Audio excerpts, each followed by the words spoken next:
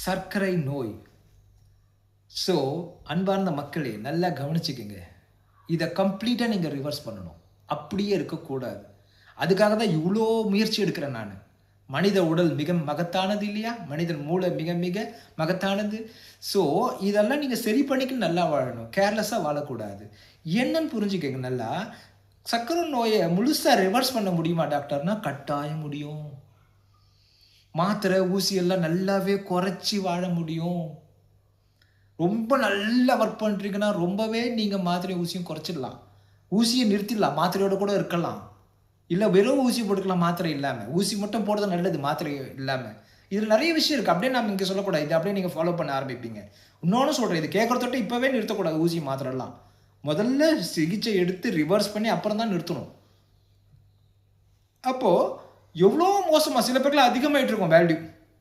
500, 600லாம் வந்துட்டு இருக்கும். அதெல்லாம் நான் சரி பண்ண முடியுமா? HbA1c உனக்கு 12, 13, 14லாம் வந்திருக்கும். அதெல்லாம் சரி பண்ண முடியுமா டாக்டர்?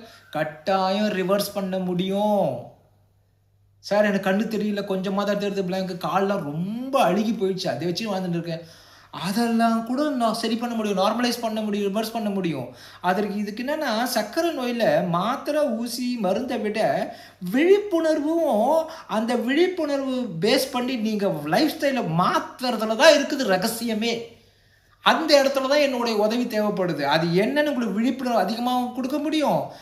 கரெக்டாகவும் கொடுக்க முடியும். அதை உங்களால் செய்ய முடியாது விழிப்புணர்வு இருந்தால் கூட. ஆனால் செய்ய வைக்கவும் முடியும். அதனால மக்களே, try to understand. I want to help. எல்லாரையும் காப்பாற்றணும்னு எனக்கு ஆசையாக இருக்குது. அதனால தான் நான் சைக்காலஜிஸ்டாக நிறைய ட்ரீட்மெண்ட் பண்ணினே இருந்தால் கூட இந்த விஷயத்துலையும் ஒரு சைக்காலஜியாக ஹெல்ப் பண்ண முடியும் நான் வந்திருக்கேன்.